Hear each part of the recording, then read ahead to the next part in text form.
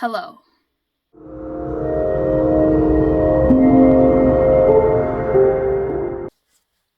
Y'all, when I put that poll on my YouTube of whether y'all wanted me to tell you about my characters or watch some bad, cringy TikToks from last year, I thought I knew what the answer was going to be. I was wrong. Like, very, very wrong. Okay, I was going to do this video further down the road when I had more characters, when I had more information about characters, but I guess I couldn't delay the inevitable.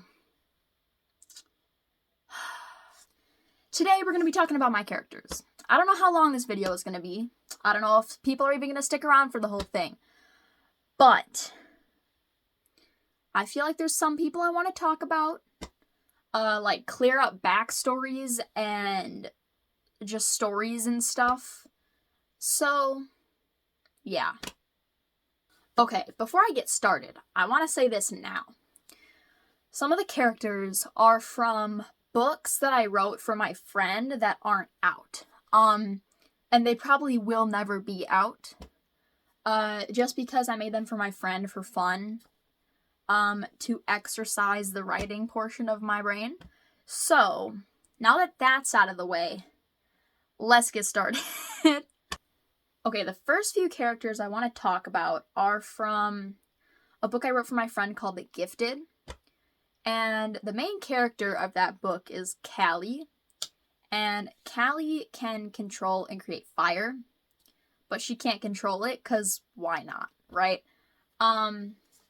And I'm trying to think of what I want to say about these people. Callie she's sassy, she can be funny, she can be serious when she has to be, or needs to be, I guess. Yeah, there's not really much to say about her. She's the MC. She's the main character. Yeah, there's not really much I want to say about her. I haven't posted that many videos with her just because the first video I did with her, I put on a purple hoodie and I called it a day. So, when I get more stuff, Callie will be getting a redesign and then I'll do more videos with her. Yeah. I think that's it. Yeah, I think that's it. Alright, character number two, right? We have Mac.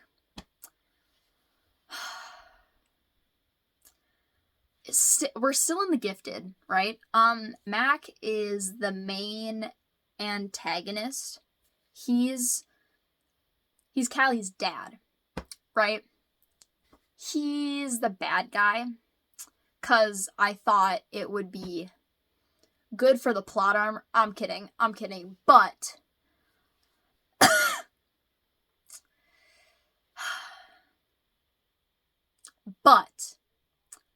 Mac is manipulative, he's cunning, he's smart. He's Callie's dad, but I think I said that already. But I like how I wrote him, but I also hate how I wrote him. So, yeah. Same thing with Callie. I will do more videos with him when I get more stuff.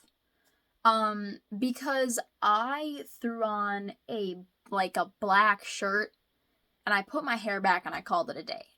So when I get more stuff, then I'll do Mac and Callie again. But yeah, that's all I really want to say because I don't want to spoil. I mean, I guess I'm not really spoiling anything if it's not an actual book yet. It might happen, but probably not. Yeah. That's it with Mac. Yeah, that's it with Mac. Oh my god, I almost forgot. Okay, Mac can control people's minds. Because I feel like that's just a big villain power, is to control your mind. So Mac can do that.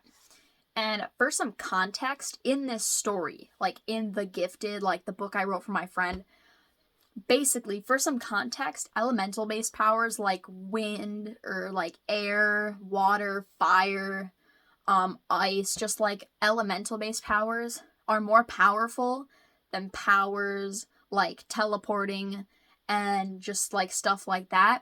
So, with that note, when Callie was born, Mac was like, yeah, I'm using her. She's gonna do my dirty work for me. So, yeah, that's because Mac wants power, I guess, and so, yeah, Mac just wants power, and he wants to be powerful, and who's next? Jordan. Okay, same book, Jordan. Same with Mac and Callie, I'll do Jordan when I have more stuff. Because I have nothing. I have little to nothing, little to no props, little to no costumes. But the thing is, I also don't really show Jordan because his power is teleporting, and how I'm gonna edit that, I have no idea. So that's why I haven't done it yet. But yeah, that's it with the gifted. Okay, now we're going to move on to another book I wrote for my friend called Echo's Guild. Y'all know who I'm going to talk about first. Echo, okay? Echo is my assassin. She's smart, she's serious, she's funny when she has to be. She is stealthy, skilled, like everything that defines assassin is what Echo is. Echo's Guild, I want to turn that into an actual book. So, I'm not going to say anything else. But I will say Echo gets betrayed so many times, and I don't know why that's relevant, but Echo has somewhat of trust issues. 'Cause, like, why not? Right? But that's about it with Echo, unless I think of something else to say. Oh, okay. We're gonna move on to Scarlet. Have not shown Scarlet once. Well, I think I did. I probably showed Scarlet once when I did the Henry Danger musical audio thing. I don't know what I'm doing with my hands, but I showed Scarlet once as a princess because that's what she is. Scarlet, complete opposite of Echo, okay? Scarlet is funny, she's silly, she's dumb, but can be smart when she wants to be Anyways, Scarlet can be smart when she wants to be. What else I want to say about her? I don't know.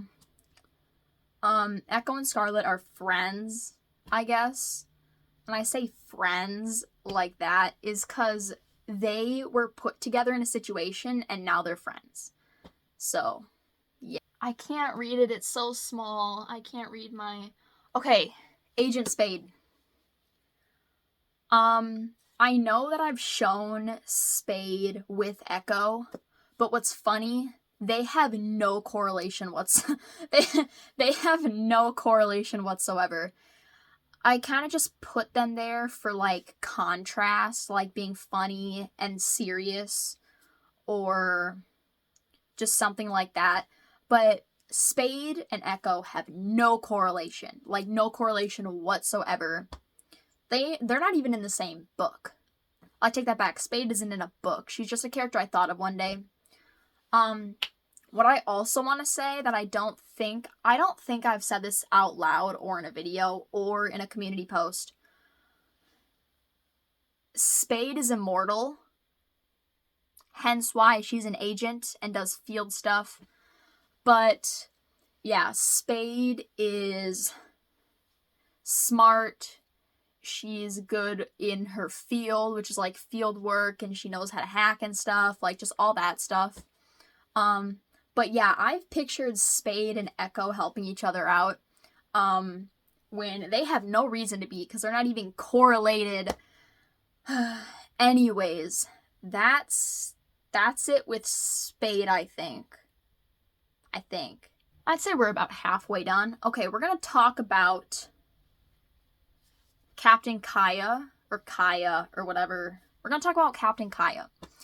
Kaya is my pirate captain because one day I woke up and I was like, I want a captain. I want a pirate. So I made Kaya. Kaya is silly. She can be serious. Her first mate, like they're best friends. So they like help each other out with stuff.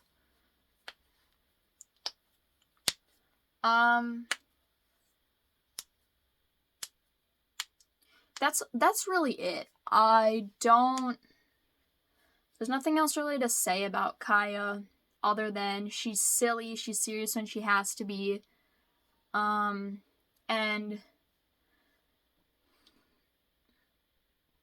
she's got the mix of the I completely forgot what I was gonna say. I'm not even gonna lie to you.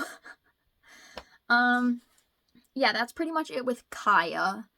I don't think I'll ever give her a redesign unless I get better stuff. I'm probably never gonna give any of these characters a redesign other than the ones that very clearly need one. Like Echo and Callie, Mac, Jordan, like just all that jazz. We're going to talk about my goddess, Celestia. So Celestia is the goddess of nature, and I did a museum story with her, and basically she loved plant. When she was human and she was still like technically alive, she loved plants, flowers. Her mom owned like this flower business company thing, and Celestia would help out all the time. But one like day or night or afternoon, a woman comes along with this flower and she's like, yeah, I don't really want this anymore. Take it, sell it, do whatever you want. And see, the woman was looking for Celestia's mom, but instead found Celestia. And so the woman was like, Celestia, take this flower, take care of it, sell it, whatever. And so Celestia took it, and as she was taking it back into like the watering area, like where she would water all the flowers and like all the plants and stuff, she trips and she falls and she drops this flower and she drops this plant. And the thing was, this plant was in this pot, right? Like a little circle pot, I guess. And the thing is, she dropped it, and instead of just falling on the floor and maybe losing a petal or two, the flower falls and smashes and turns into dust and then goes throughout the entire room. And the dust was basically a poison, and it killed it like offed her instantly. But yeah, some god somebody above felt bad for her, and so they brought her back as the goddess of nature. That was a really long backstory. I'm realizing that right now. But one more note with Celestia. Celestia is more funny than she is serious. Just like she was when she was human. She's more funny. She likes jokes. Even though she died in a somewhat tragic way, she's still funny, and she can still, lost my whole train of thought. It's fine. Yeah, that's it. That's it with Celestia. Eleanor, or Queen Eleanor, I guess. If there's ever a queen or a princess on camera and I don't explicitly tell you guys what her name is, and there's just a queen like acting or whatever, and I don't say if she has a name or not, it's most likely Queen Eleanor. Queen Eleanor is from a book, another book I wrote for my friend. It was a murder mystery book, and the reason I use Eleanor of the other, like, 5 or 6 queens that were in that book is because Eleanor is the only queen that survives. That's not really that big of a spoiler if I get any of my books published, but Eleanor is the only queen that survives, hence why I show her. So, Eleanor is serious. She's hardly ever funny. She's almost all work, no play. But she's serious. She's just, she's really smart. Like, she's got such a high IQ. I had a number of what her IQ was, but I don't remember where I put it. I don't know. All I know is really high. But yeah, that's Eleanor. That's Eleanor. Moving on. Okay, here's one of my many favorite characters that I have created and written. We're going to be talking about Xian, my cursed princess, or the cursed princess. Should I give backstory or should I just do a museum vid? No, I'm telling you her backstory now. Okay, so Xian, I know there's like a bunch of random letters, but I've been saying it Xian cause I don't know. I don't even know. Never mind. Moving on from that. So Xian, she wasn't always cursed. Oh, my leg itches. Okay. She wasn't always cursed. She didn't always have powers. So one day, we're starting with the once upon a time stuff, right? So one day, Xian sneaks out of the castle, whatever. It was past midnight. She gets in an accident and she almost dies, right? And the thing is, that day, she was supposed to die, but she didn't die. And so Death, like the Reaper, whatever, he was like, what? And so he comes down and he starts talking with Xian, and he's just like, what the heck? Like, what? And Xian's like, I don't know, bro. How should I know? And so this Reaper, like this Death himself, he looks at her, he's like, I'll make you so you can't die, but you can only rule your own kingdom, and you can never love anybody else. And those were like the conditions. And Xian was like, yeah, bet, like, give it to me. She was like, bet, gimme, like. And so Death gave her powers, right? And what's kind of ironic is it was unleashed right away. Like, I don't know if y'all haven't watched Moon Knight, okay? It's like a Marvel thing. He's a guy, and then when something happens, I think it's when he's in danger, but I could be wrong. It's like whenever he's in danger, he's like covered in this white, like, wrap stuff, and then he becomes really OP. That's kind of what I was thinking when I wrote Xian. But, I mean, who knows? Things could have changed, you know? That's pretty much it. Oh, I forgot. So, the reason that Death, or the Reaper, or the reason that he said you can't love anybody, you can't rule anybody but yourself, is because her generation before her, was terrible.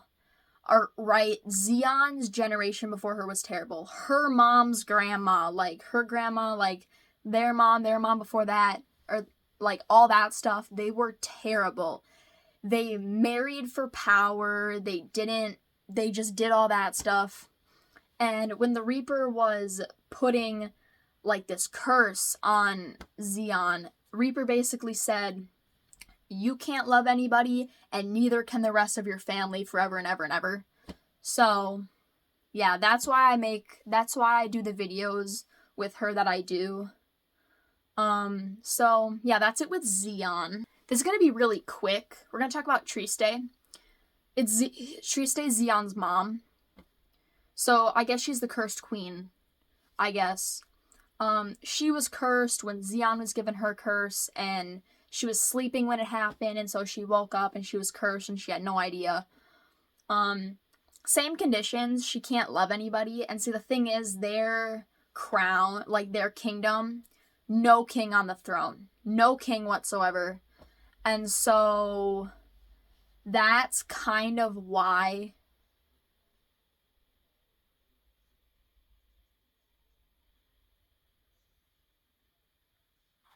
I heard like something shift over there, bro.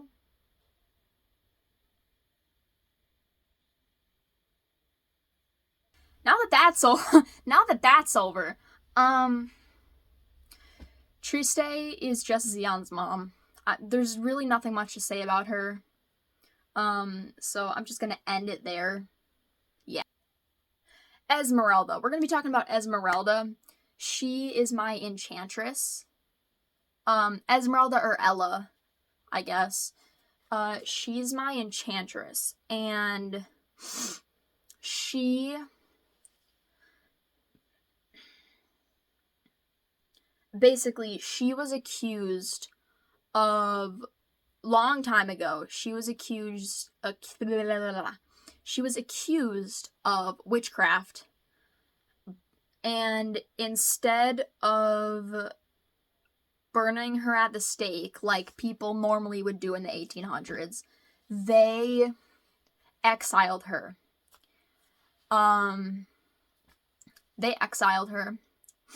And the thing is, they could have killed her, but people before them have tried, and she just hasn't died.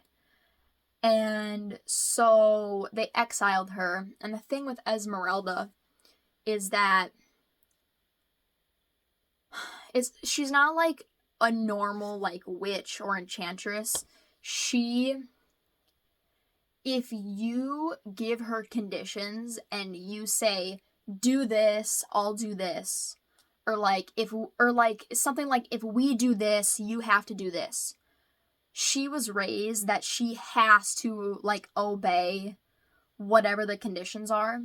And so one of the people in the village was like, we won't kill you, we won't go near you again, but you can't step foot in this village again. And she was like, all right, bet, I'm leaving. Like, just something like that. That's it with Esmeralda. Oh, my computer keeps shutting off. Oh, I forgot I was recording. Okay, 4 left. 4 more. 4 more. Alright. Anzel. My guardian. Or the guardian. Oh my god, I love her so much. I guess I love all my characters so much, but I'm going to be talking about Anzel for like a solid 5 minutes. Just because her backstory is kind of long. So, Anzel is a guardian. And before she was a guardian, she was hated by her village. She was shunned. Nobody liked her. And so one day she goes up to the temple, like where goddesses worship and stuff, and she's like, sorry for what I'm about to do, sorry if I'm sinning, but I'm gonna go. And that was her intention, like to go like off herself. I know that's really sad and that's really dark, but that's just what happened, right? And someone heard her, and she's turning around, she starts to leave, and there's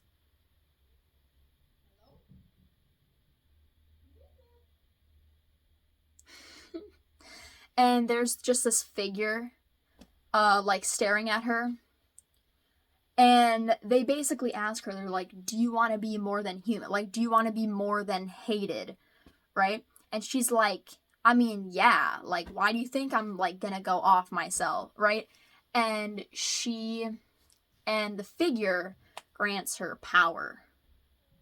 And I forgot where I left off. And Anzel, was given the power to, like,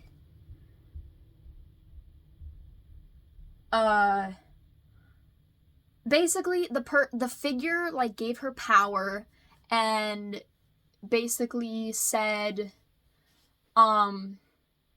like just guard the temple, guard whatever just in the temple. And Enzel was like, all right, cool. And the thing was, when the figure, like, gave her this power, she put a curse on it saying, you can no longer leave the temple. You have to stay in here. You can't leave. But Anzel didn't know that. And so fast forward, like, a couple years, right?